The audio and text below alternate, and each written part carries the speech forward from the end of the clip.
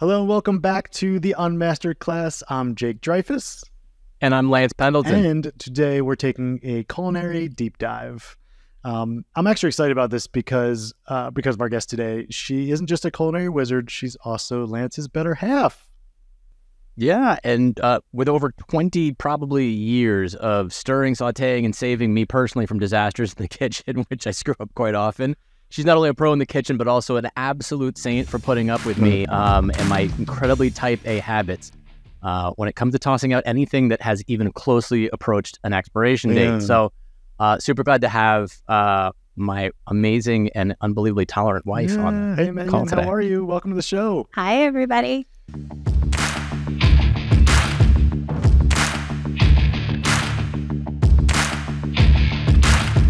Thank you. So to kick things off, Meg, can you just tell us a little bit about yourself and how you got into the culinary field?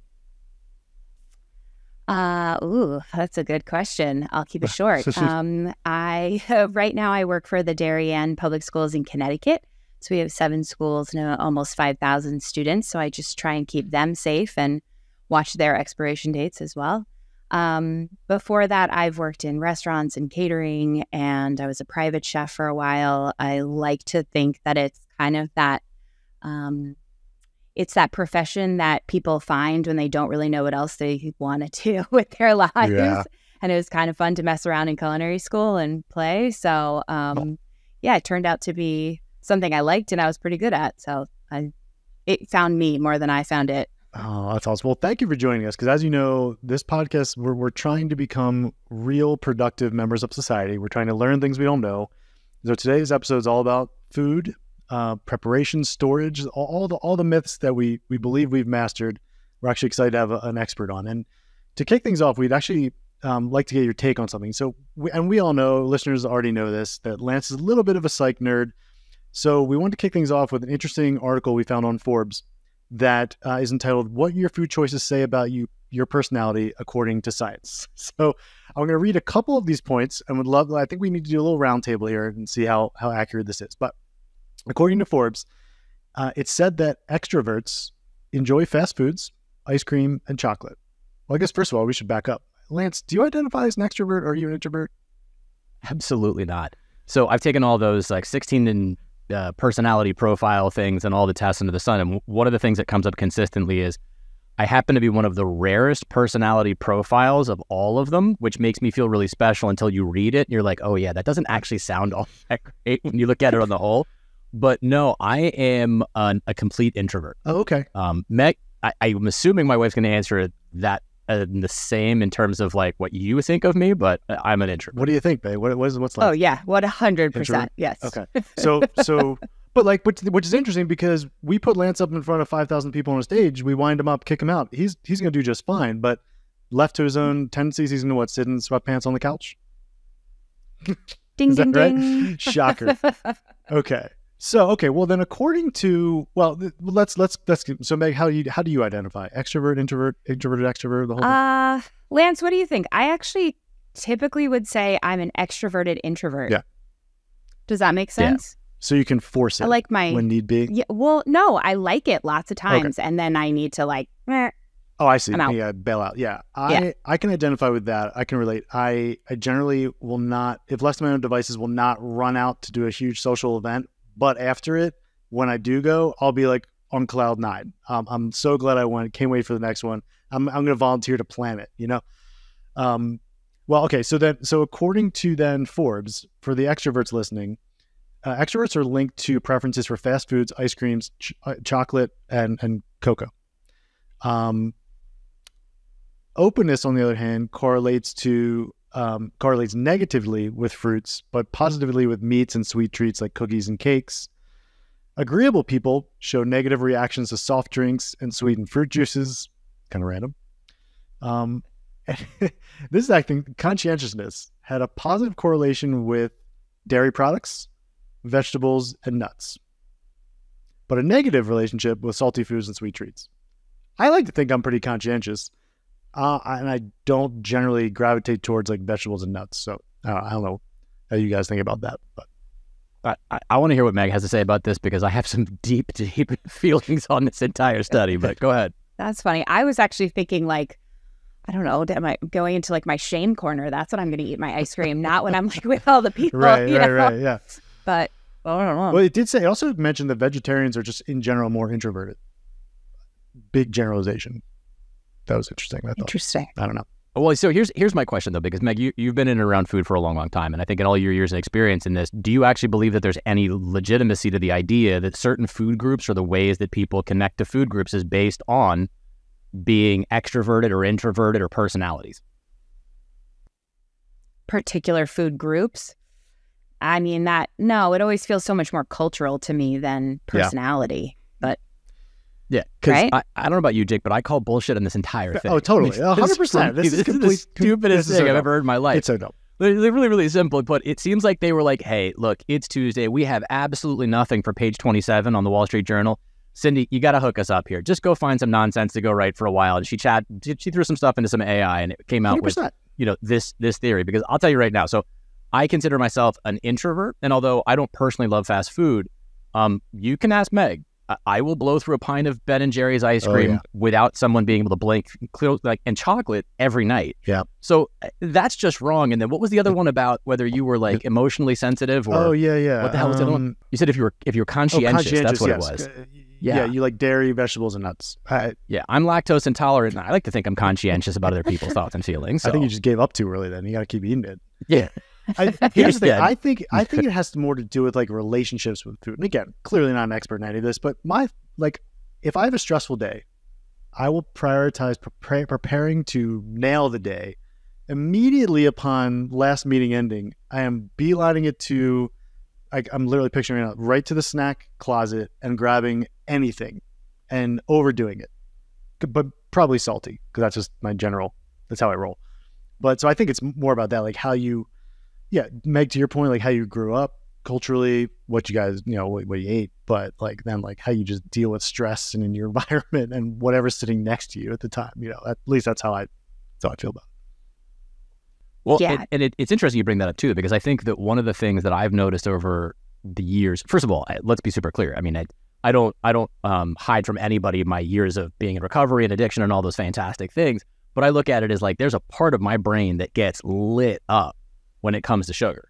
So for me, there's definitively something that you can have all the studies you want on different things, but there are certain things that, again, chemically in my brain are going to drive me because I view, for me, especially like post-dinner time, as like my day is done. Lance has been a good boy. I've done all the things. I've helped all the people. Now it's Lance's num-num time where I'm going to go hide in the garage inside the refrigerator with half the cake left over from Megan's birthday and eat it like a raccoon by a dumpster with like my hands in hopes that no one opens the door and notices that, because that may or may not be an actual true story that I'm sure Meg didn't know about, but that actually happened one time. I think like one of the kids like flipped the lights on and I like hissed at them. I was like, get out of here. I mean, it was like Gollum. I think everyone listening is just picturing you two on opposite ends of the house in the dark, eating at nighttime. Like, is that how it goes? All right.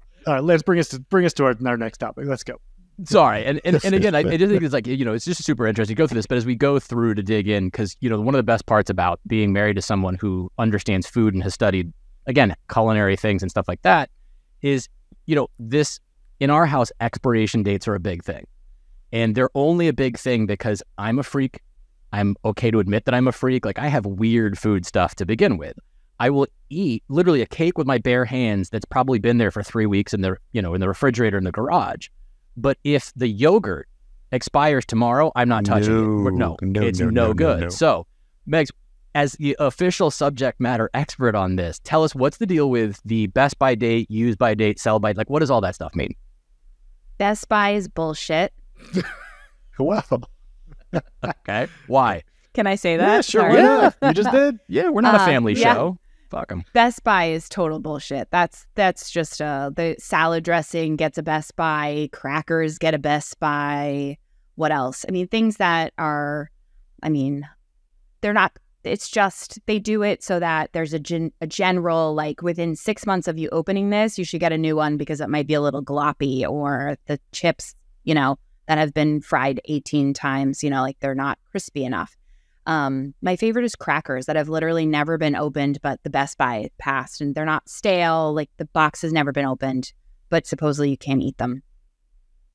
No, so that is actually a definition. Best Buy is it's totally safe to eat. it's a manufacturer's, they've just decided that that's the time that you need to buy more. What else is it? Expiration. I mean, expiration on eggs, follow it, because that's when you open it and it stinks. But like yogurt, I live a little dangerously when it comes to a yogurt expiration. I mean, it's like in sour cream, it's already kind of gone bad, right? It's already dairy that's like fermented. You know what I mean? Like it's already gone bad. So for me, cheese, yogurt, sour cream, I live a little dangerously with those dates. Okay, so just one thing I'm already thinking of. So I have a little bit of an OCD challenge where I love the look of snacks in like plastic containers on my shelf. It looks really cool, but I have no idea the expiration dates anymore. But to your point, they're not sitting around long enough to know. So what about the stuff sitting on the side of our refrigerator door that we all have? All the open salad dressings, oils, like sauces, ketchup, olives in a jar that have been pickles, there for God knows what's how going long. on with that? I mean, well, here's the number one. If you open the lid and you look at the lid and there's anything growing on it, like that's a solid sign. You should throw it away, Fair. right? We've had those. Good point. Our daughter she was looking through our, because, spices have Best Buy dates and expiration dates. And she told us that our cinnamon was like 3 years out of date. And I was like, I mean, it's still fine, right? It tastes like cinnamon. It's not killing anyone. But I guess there are some things that you probably should throw away every once in a while just to keep them fresh. Oh my gosh. It's not like sawdust. Yeah. But honestly, my rule is if it's like a ranch that kind of feels more like dairy, if it's got a Best Buy on it that's beyond like 6 months, then maybe you should get rid of that one. Yeah. So just out of curiosity though, Meg, the difference though between Best Buy, Use By, and Sell By, what are the differences in those? Best Buy and Use By are almost the same. You'll have Sell By and Use By. So Sell By for like milk, right? You typically have 7 to 10 days after that Sell By date that you should use it. Does that make sense? Yeah, that does. Is there anything that you think is like, hey, there's like 3 things that you should, because eggs, I had no idea about eggs. Like, thanks for ruining eggs for me again. Like I had no clue whatsoever about that kind of stuff. He makes it sound like our refrigerator is this, like scary place where it's all like expired food. Listen, I never go shopping. Let's be clear. I am convinced that there's 2 places in this world that are constantly trying to kill me. Things in the refrigerator and nature. I don't bother with nature because everything in nature is trying to kill me all the time. But besides that, for eggs is one thing, okay? But are there certain things that you're like, no, if there's a date, you follow that date? I mean, for me, it's milk, because chunky milk, right? And eggs, because rotten eggs. It's a well-known smell, right? I mean, those are the 2, number 1 and 2, easy. And Lance, you should know, there's an article in Vice about this man who, to prove a point to his family, ate nothing but expired food for a year. Did you hear about it? He ate yogurt that was 7 months past its expiration. Yeah, Meg's react. 1-year-old tortillas and butter that he scraped the mold from. Oh, and recalled romaine lettuce. Lettuce actually scares me, to be honest with you. But he didn't die, so you're going to be okay, man. You're going to be okay. Meg, you want to share the story of lettuce in Puerto Rico? Oh, baby, it wasn't Puerto Rico. We were in like Watch Hill, Rhode Island. You are not good. Man, no wonder you're scared of nature. You have no idea where you are. My gosh. We were in like the poshest town in Rhode Island, and he wouldn't get a salad because there was a lettuce recall, and he didn't trust the fact that the restaurant might be serving him recalled lettuce. Oh my gosh. We were in a 5-star, oh my God. like Michelin rated restaurant, and I was like, I'm not eating. Chateau. Oh my gosh. Like, I'm not eating that. That's disgusting. I don't trust that. Unbelievable. Well, but to that end, so we buy all the prepackaged lettuce because we used to, old school, right? We used to cut our lettuce. We had a salad spinner back in the day. Don't even use that. We just buy the packaged lettuce now. I feel like it's easier. But then there's like these wet pieces that come out of it. Is that going to kill me? Because I throw them out. I mean, I wouldn't eat them. Just throw it away. Right? But you could totally eat the rest of it. Like even the like smushy green beans, when they get a little like slimy, they're not going to kill you. I mean, wash them, but if you think about it, vegetables are literally growing on the plant. They're in like hot and, weather and the rain and all this stuff. I mean, they're fine. Yeah. And then it's like we bring them inside and we just think they're all going to kill us. I know. Well, we kind of gave you a pop quiz today, but it's interesting. The Atlantic actually agrees with you. They actually published an article about food expiration dates being meaningless and how it actually is just resulting in the average American family throwing out somewhere between $1,300 and $2,300 worth of perfectly good food every year. So that's crazy. Isn't that Lance represents like 5,000 of that, by the way. I was gonna say, I was like, you could probably feed a small third world country with all the food that I toss for pure paranoia. So here's the other question that I was thinking about too was, you run a massive school district with food feeding, what'd you say, like over 5,000 children, right? So when I look at something like that, so people throwing out those types of things, I mean, food cost for you is literally part of what your job requirement is in maintaining food costs and stuff. Like, what would you say to anybody that's trying to be mindful of this type of thing when it comes to their house and stuff like that? I mean, I think the best way to do it is, I mean, I feel like we all are creatures of habit anyway, but when we're ordering for our kitchens, we buy almost the exact same thing every week. And that's how, I mean, Lance knows, that's how our kitchen looks. It's like the same food every week is in there. And then if you start to notice that you're using something less, just, you have to kind of cut back. But I mean, have you seen that joke? I've seen it, I don't know, on Instagram or something. It's like the mom buys a 6-pack of yogurt and they're all gone in like an hour. And they're like, that's awesome, buy more yogurt. So then you go out and you buy 12 yogurts and then they sit there for the next 3 weeks. And it's like, what happened? So, I mean, that's hard. But I mean, for us, it's just the staples in schools and in restaurants that I've been in. We just have the staples. And then we pull a special every once in a while, right? Like a weekly special, get something exciting, but don't get it too often because if it's going to go bad, I mean. Yeah, the old special. You're just throwing your money away. Well, so the question everyone's dying to know, Meghan, is what about Twinkies? Do they really never expire? Or is that an urban legend? I thought you were going to say, what about McDonald's French fries? I think McDonald's French fries and Twinkies they're neck and neck, right? So good. Do either of them ever go bad? Or misshapen or, Probably not. There's no better treat in the world, though, than a hot McDonald's French fry, period. I would be pretty scared. I think I would be less scared to eat the French fry. I would be pretty scared to eat the Twinkie. Yep. Okay. Cool. With that creamy center. Is it though? Well, there was. I don't know. You're right. I don't know. There was that.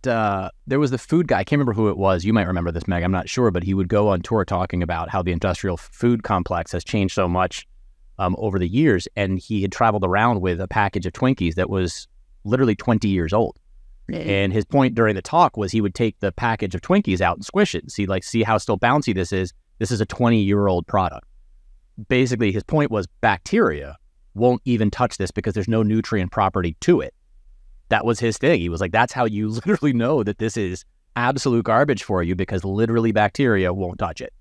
So, I look at that stuff, but like, is there anything else that you know from just your experience, Megan, that you would say is just nasty? Like, get it. McDonald's fries are the things that we hear forever, like Twinkies, but like, is there other stuff that you in general that you're just like, yeah, you really shouldn't be adjusting that?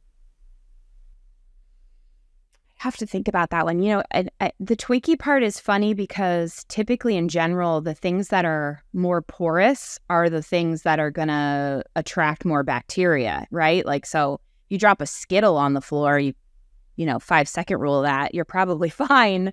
But if you drop like a piece of cake, like, probably that just picked up a whole lot of stuff. So the idea that a Twinkie has no bacteria is insane to me. It's wild.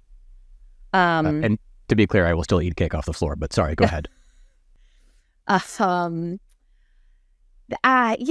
mean, I think I'm kind of like a anomaly. Like I would eat anything. I mean, I won't eat lima beans, but that's not for any reason other than I just think they're gross, right? And I don't there are certain cheeses that get a little funky. Yeah, I'm with you on that. I think that's where I start to draw the line. Like if it smells like feet and bacteria, like nope. Okay. That's a no. All right. So with that, Jake, I'm gonna have you go to the third topic because having a literal professional chef on the show is a rarity that we get to ask questions. So take this one. All right. So obviously we touched on the urban legend with the Twinkies. There's quite a few beliefs that both Lance and I are curious about, the internet's curious about, and we're curious if you could set the record straight. So there's a little bit of rapid fire here. So first and foremost, do lobsters really scream when you cook them? Oh, I've never heard one scream, but they move and they jump and it's freaky. Yeah. Have you ever seen it? Has anyone ever seen it? Nope. Don't want to. Oh, I feel like a monster when I do it. So in culinary school, we actually learn how to kill them humanely before putting them in the boiling water. Oh, well, that's nice. So that you don't make them, because it's like they're like punching through the lid to try and get out. It's horrible. Horrible. Well, yeah. No more lobsters. Also, killing them humanely, a sentence that I never thought I'd see packaged that way before. What if, like, quick and painless. Painless methods, got it. Knife to the brain. Oh, okay. All right. Sorry. Moving on. Do we have to wash our chicken before we cook it?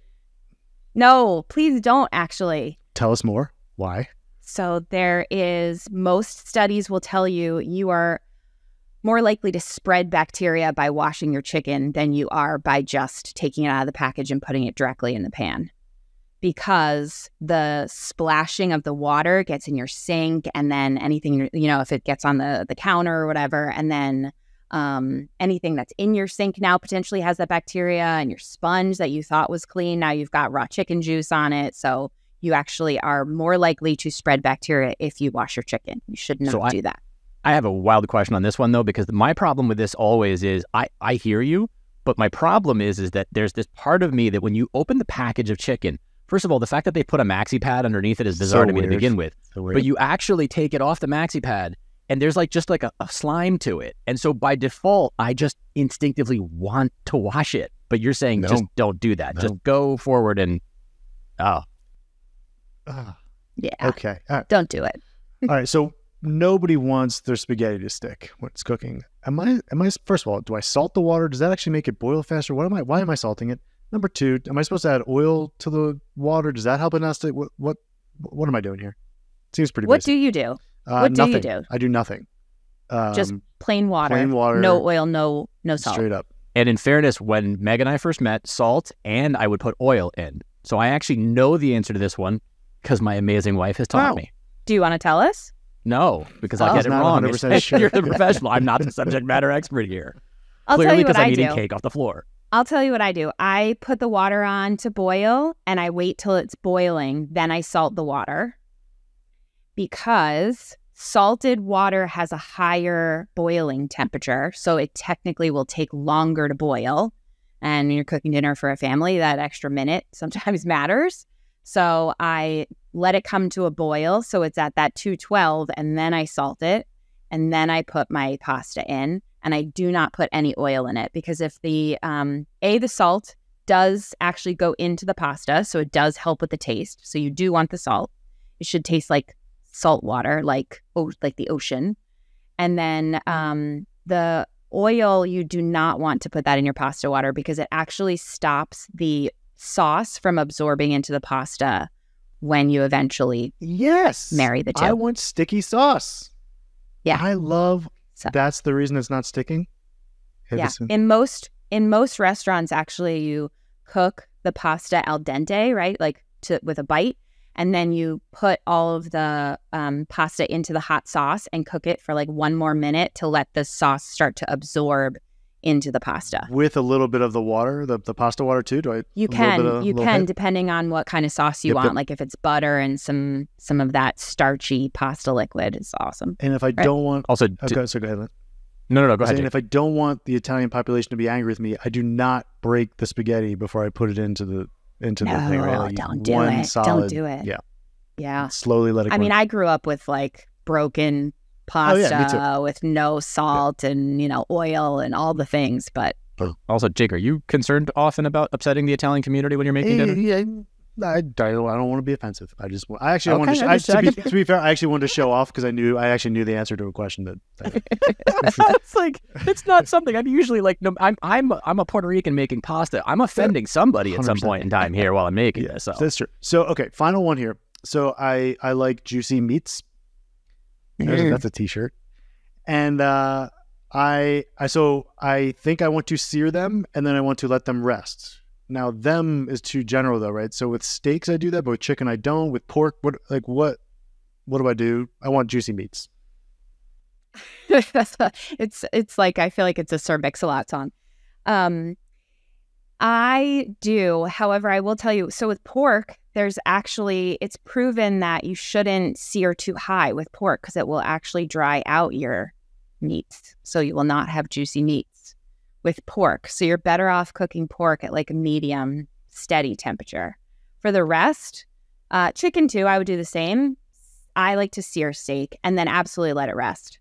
Absolutely. Depending on the size, it should be like at least 5 minutes, maybe 10 to 20 if it's like a huge roast. And you only if you're cooking like a steak, you only flip it once, right? Let it sit, let it do its thing. Not burgers, right? Isn't that the one that everybody has that gray burger that they flipped 14 times on the grill? They're trying to figure out what's wrong with it. Yeah, I flip it once. Do you guys feel like, I feel like, I grew up in the 80s, and I feel like in the 80s, like you blasted your barbecue with the lighter fluid, and you burned, and you flipped meat every 30 seconds. You were flipping everything. And like avocados didn't exist, hummus didn't, like there were certain things that didn't. Are you guys feeling me on that? Like I feel like we just learned magically, like the new millennium, that like, yeah, don't flip your meat a lot, and like, maybe cool it down a little bit with the lighter fluid. Like I feel like my childhood was very different to how like the cooking channel looks today. Yeah. I don't know how you feel, Meg, but I'm pretty sure anything that we were ever taught in the 80s was just wrong.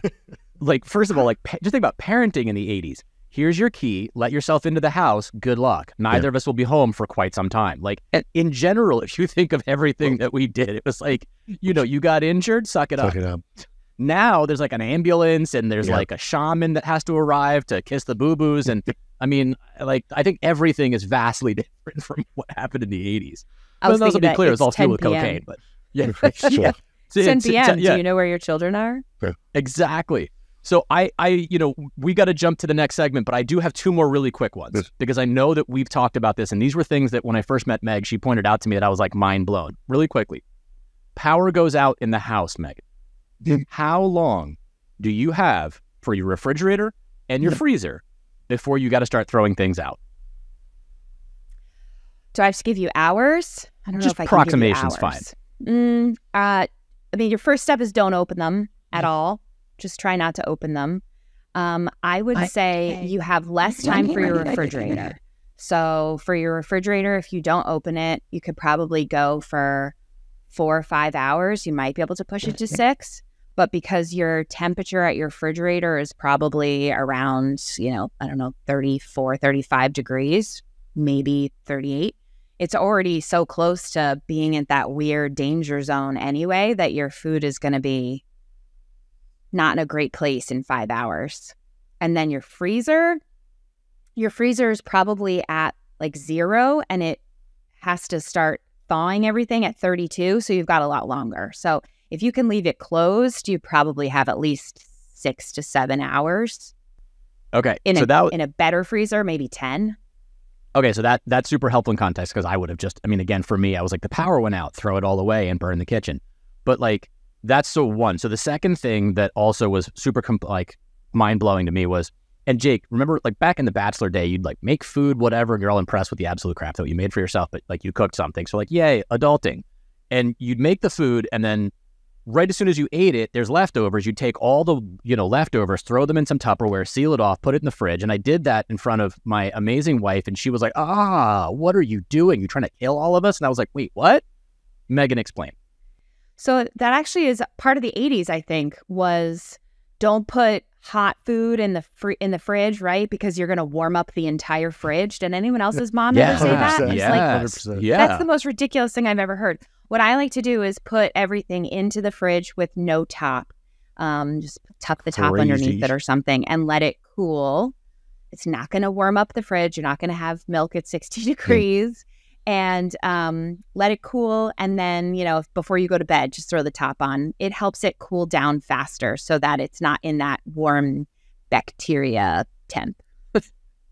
Did you know this, Jake? I did not. This is like mind blowing. Like, first of all, it's like, it feels kind of like, I mean, you can tell how boring of a life I lead, but like that feels kind of crazy. Like I'm putting food in the fridge with no lid on it. Whoa, what's going to happen? Everything's going to smell like pasta. I don't know, whatever. No, it makes total sense. So I could I shouldn't leave it on the countertop out until it cools and then put it in. I should put it in, but just with no lid on, into the fridge. Yeah, the number one thing is the faster you can cool it down, the better. Okay, got it. Fascinating. All right, game changer. So I know, right? Like it's in and of itself. I was like, yay, no more botulism. No wonder I was sick all the time. All right, Meg. So before we go, we want to tackle a few common kitchen mishaps, and we've all been there. Like 1 minute I'm like, hey, I'm Gordon Ramsay, and the next minute I'm staring at a pot, wondering like, why is this on fire? So right off the bat, we're gonna jump into segment number 4, but this is on cooking, sort of like save the day, common cooking mishaps. Jake, you want to fire this one off? Yeah, a lot of misconceptions out there. There's a quick lightning round here, Meg. So maybe we can set us straight. For the people who don't have a lot of time, this is my favorite one. Can I start cooking the food while I'm preheating the oven? Or do I have to wait for the little ding to go off to put the food in? Not only can you, I do it. That's how I cook bacon. Oh. I start bacon in a cold oven. Oh, mind blown again. Yeah, it helps it render. Really? But like a frozen pizza, though. Can I do that? I probably don't do that. Okay, wait. But like, how do I know the difference now? Okay, Like, yeah, okay. I was like, so here's the deal. If you're cooking like a frozen pizza, the only reason that it's not going to work is because it's not going to be at the right temp. So the pizza is going to start to like flop, and then you're going to have like a misshapen pizza. So you're just not even going to want to do that at the end. But like broccoli that you're roasting, totally. If it's only at 300 and you wanted it at 350, you're good. Again, this shows you how I boring. do my bacon at 400, but I put it in a cold oven and it works. It's awesome. This shows you how boring of a life I lead. Like I'm like worried about putting the broccoli in the oven. But yes, we don't want floppy pizza. That's a second t-shirt we're making. Right? There you go. All right, marination. What do I marinate? How do I do it? Does it actually do anything, or is it a complete waste of time? I mean, you could marinate anything, honestly. You could marinate vegetables. You could marinate, obviously, everybody marinates meat. The thing that I would do for marination, you want to avoid like really high like acid content. If you're making your own marinade with like vinegar, you can do it, but salt and vinegar are the things that are going to penetrate the meat. And it's great, except for the fact that you're almost like cooking the meat. And so you don't want to go too far with that. So keep those light. Okay, got it. That makes sense. And what's the deal with sticky noodles? Like, is that I feel like that's a t-shirt. Like, I don't know. No, what? No, I mean like sticky noodles. Like, you know, when you put the noodles and then you know, when you're done, you dump the water out. And before you can even transfer the noodles back into the pot again, they're like all clumped together. Got it. So your first step is don't rinse them. Like, I feel like that's what people do. If they're in the colander, you want to rinse those noodles. Don't do it. It's just leave them. Let them be a big glob in your colander. Put them back in the sauce, like the sauce that you're going to cook. Put them in the sauce, and the sauce will loosen them up, and you'll be good. And you can also use some of that pasta, the cooking water. If you saved any of that, put that in there, and the starch will help. Starch. No. Do you rinse your noodles, Jake? I did. I used to rinse my noodles in my bachelor days. Somewhere along the line, I figured out it was not helping my cause. I did think that would help to make them not stick, though. I think that was my mindset. Yeah. Now, in reverse, if you ever used like those chickpea pasta or some of those gluten-free pastas, those you have to rinse. So now it starts to get confusing. Oh, you do? But if it's I make that for my wife all the time. Traditional pasta, don't rinse it. Okay. Just learn something. Okay. All right. No more husband of the year award for you, Jake. She eats the craziest pasta. All right. My cake or my brownies are stuck to the pan. Is there anything I could do to save it, or am I just SOL? I think you're SOL. Yeah, although, I mean, I power through and just eat the top. Well, I mean, you don't throw it out, obviously, but do what you can, get it out, and I mean, and you learn for the next time that you needed a better spray or butter.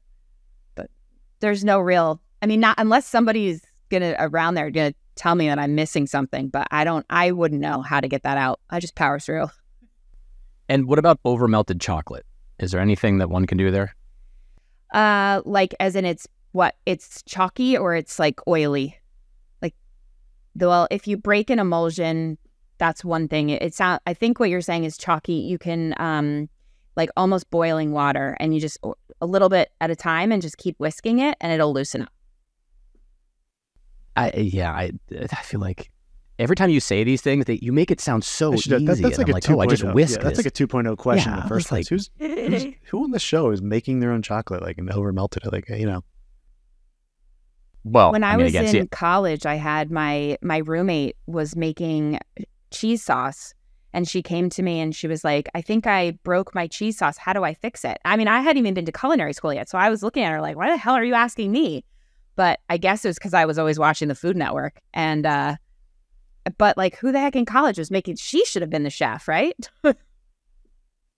Well, Meg, to be honest, if my knowledge on any of this was being graded before this episode, it would definitely need extra credit to pass. So thank you for taking the time to set the record straight and sharing all your expertise. We appreciate it. You got it. Yeah, and this is like what an unmastered class is all about, right? It's diving into the deep end of adulting and coming out a little bit wiser, or at least somewhat more entertained. So thank you for educating all of us, and most importantly, putting up with me on a regular basis. We'll now let you guys go back to sit in dark corners of your home and eat your cake and ice cream. And to the rest of the listeners out there, thanks for taking the time. Meg, thanks again, and look forward to connecting next time. If you all like this conversation, we'd love it if you could take a minute to subscribe and leave us a rating, and it will help us and other people find the show. And thank you again, hon, for doing this with us. Great to see everybody. See ya. Bye.